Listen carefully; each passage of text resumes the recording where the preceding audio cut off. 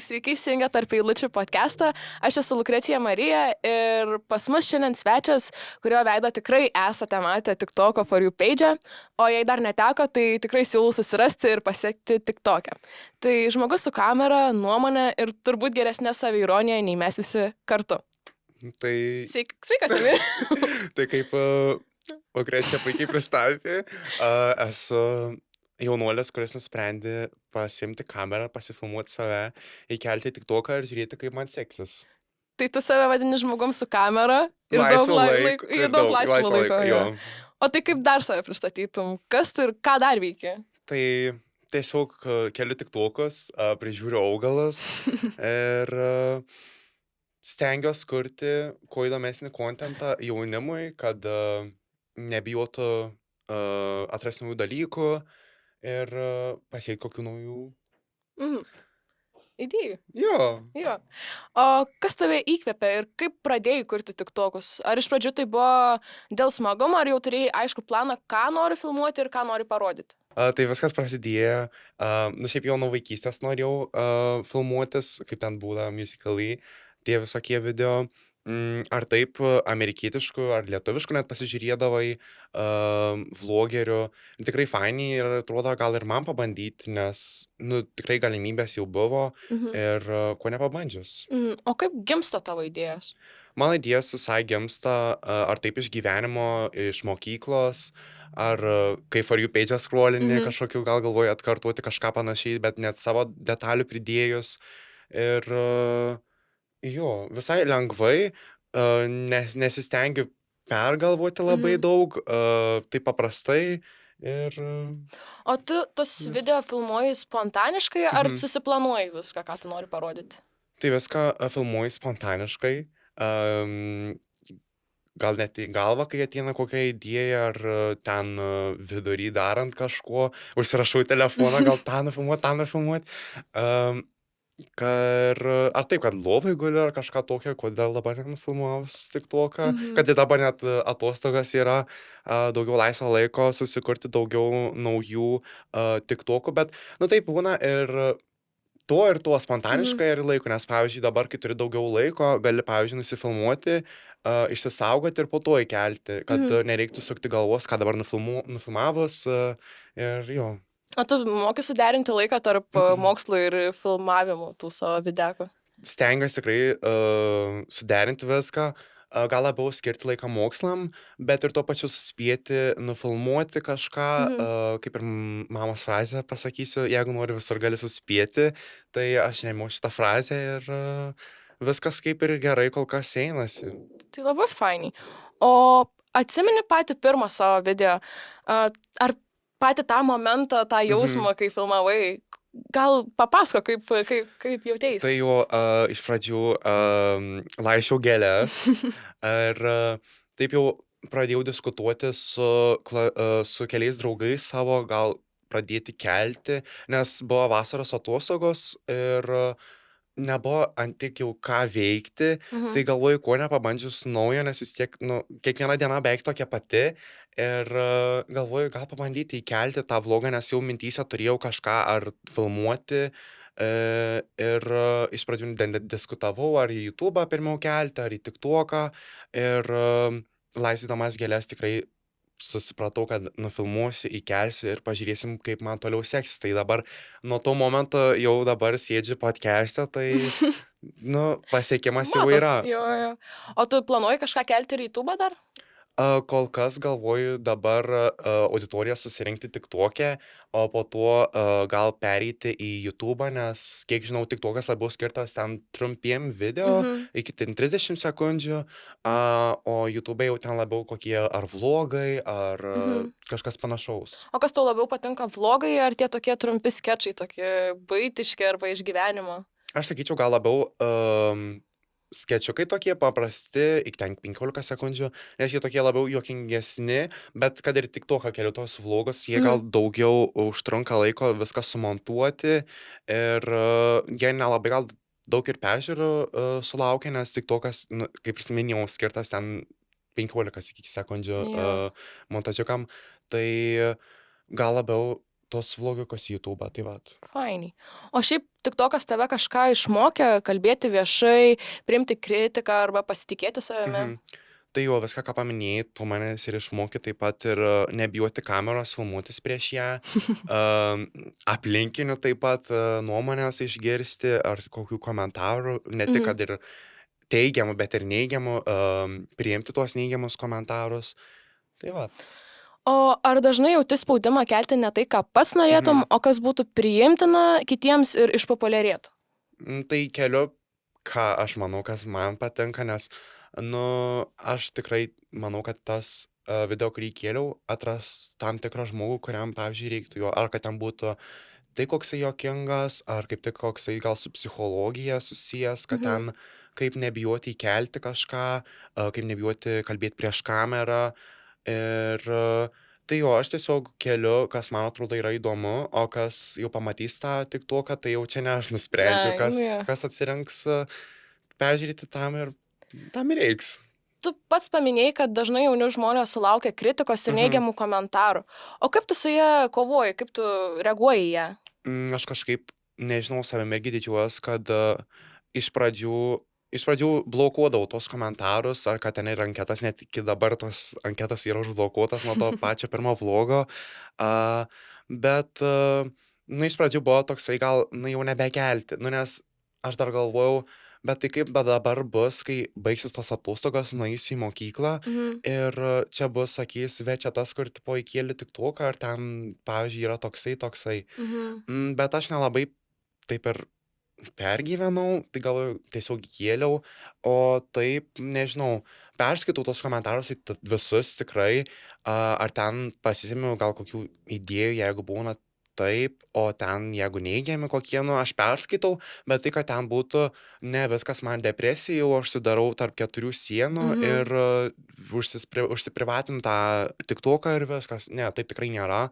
Nuomonę priimu, ne tik teigiamą, bet ir neigiamą, nes kartais ta neigiama nuomonė irgi gal, yra tokių pliusų. Jo, tai vat. Bet aš kaip pastebėjau, pas tave TikToko paskyroje tų neigiamų komentarų ir nelabai yra tikriausiai. Tai jo, kažkaip aš irgi norėjau pasidžiaugti jaunimu, kad gal čia tik man vienam taip yra, kad tų neigiamų komentarų nėra, bet, aš tikrai jų netrinu. Gal tuose pirmuosiuose video, kaip ir minėjau, tuos pratrinu, bet kad iki dabar, aš jų nei noriu trinti, nei ką, nes, man gal jie kaip tik į pliusą, nes daugiau išmeta tą video žmonių daugiau, nes mato, kad vis tiek komentuoja kažkas, bet man vis tiek laiko skiria parašyti tą komentarą, tai vis tiek dėkoju. Smagu, toksai, gauni dėmesį. Jo. O ar tenka susidurti su patyčiomis dėl to, ką keli interneto? Iš pradžių tai jo, bet dabar kaip tik ne, kada čia buvo studijų mugė Tauragėj, sulaukiau tikrai daug teigiamų nuomonių, nes aš tikrai dar galvojau, kad bus ten toksai, bet čia toksai, ten užklijus dar kokį lipduką užklijavo, bet, ką padarysi. Tai kaip ir minėjau, blogų nuomonių kokių, bet iš tikrųjų dar kai kurie paprašė nuotraukos, ten pasakė, vau, čia tu, kokie faini tiktokai, video ir keep it going, kaip sakoma, tik į priekį voveruškos. Tai faini, žiauriai.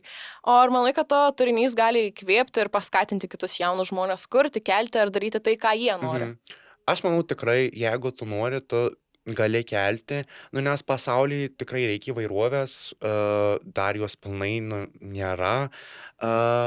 Gal paskatinti tikrai taip, kaip ir minėjau, kad pamatau, čia jaunas žmogus, irgi, aš gal netrodau jaunas pagal savo bruožus, bet, ant paso parašyta, kiek jį turi būti parašyta, tai paskatinti, kad, žiūrėk, jis kelia, žinai, ir gal man irgi pradėti, bet nebijoti tos kritikos nuomonės ir gyventi vieną gyvenimą, kuris yra duotas ir nebijoti, nes po to, kai užaugsiu ir galvosiu, o kodėl aš nepadariau to jauniau, žinai? Ir nes viskas ateina su laiku, nebūna taip, kad aš kaip ir galvojau, kad įkelsiu tą pirmą vlogą, kad atsidariau po dienos, o tai kodėl nėra kokių 5000 laikų, kur tipo sekėjai mano visi ir tiesiog ten neigiami komentarai ir daugiau šierų negu laikų. Bet jo. Bet yra pradžia, nuo ko pradėti. Jo, yra. O kaip pasikeitė to, mąstymas po pirmo video ir dabar, kai Mhm. keli? Ar yra kažkokių pokyčių tavo asmenybėje? Asmenybėje gal ir ne, tas pats tiek video, kuriuos keliu, beveik viskas išlieka tokiu kaip ir su humoru. Mhm. Tai, o šiaip pasakyčiau, gal labiau prie montavimo, nes palyginus pirmą video su paskutiniuoju vlogu, tikrai pasikeitimų yra ir su kiekvienu dalyku tu kažko naujo Įgauni. įgauni jo. jo. Ir tai va, tai įgaunu montavimo įgūdžių, tai aš gal manau pravestų tas ar į studijas stojant, ar taip kokių namų darbų, pavyzdžiui, atlikimą, ar ten Mhm. projektas koksai. Tai va, ir taip ir pasakysiu, kad O tu žadi kažką studijuoti su montavimu, su video grafika, nežinau, kaip ten vadinasi tie visi. ne visai iš tikrųjų. Čia gal toksai kaip ir laisvas laikas, kaip Mhm. kad ir su gėlėm, kas dar nežinojot. Tai čia toksai kaip ir jo. Supratau. O kaip manai, ko labiausiai trūksta šiandienos jauniems žmonėms? Laiko, palaikymo, pasitikėjimo?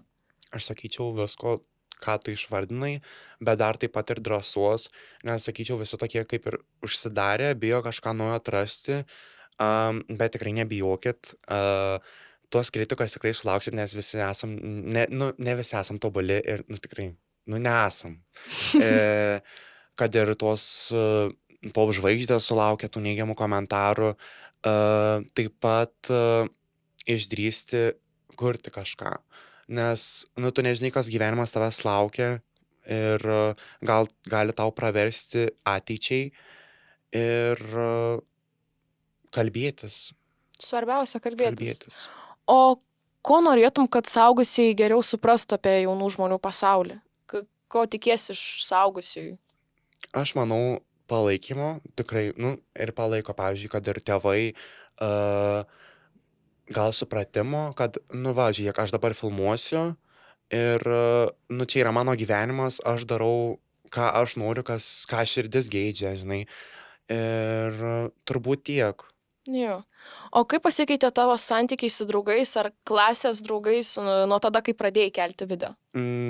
Su draugais susimažinau šiek tiek ratą. Draugų pasidariau tuos kelis, 3-4 draugus, kuriuos pasitikiu, kur nebus, kad ten pasakau ir jau visi žinos. Tai su draugais tiek, su tėvais išliko beveik tas pats, o mokytojai, jo mokytojai.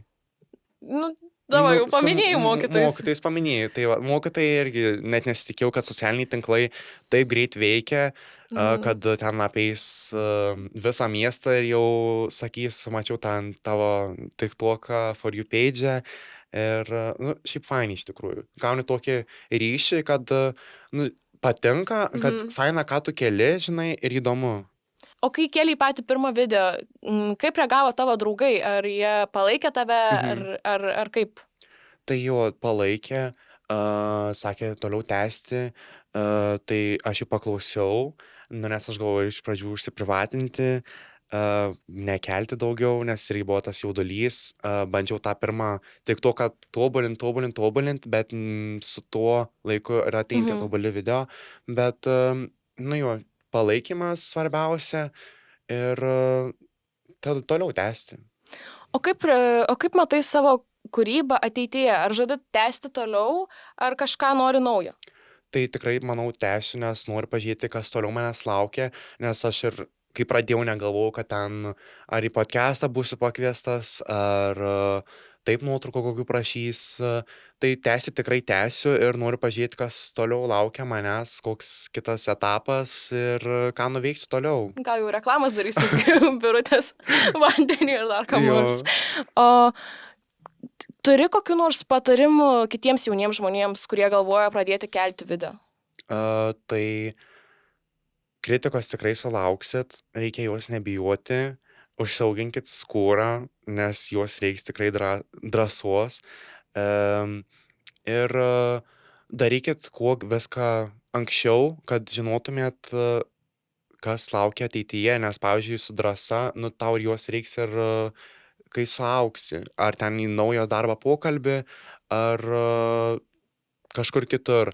Nes aš, pavyzdžiui, darau, kad ir pradėjau viską, aš bijojau, bet aš bijodamas dariau tą. Tai, nu tiek. Ačiū tau labai už šitą pokalbį. Ačiū tau. Ačiū, kad pasidalinai ir padrasinai kitus. Aš taip pat linkiu nebijoti kurti, daryti tai, ką jūs norit. Ir Svarbiausia atrasti save. Ir iki kito susitikimo.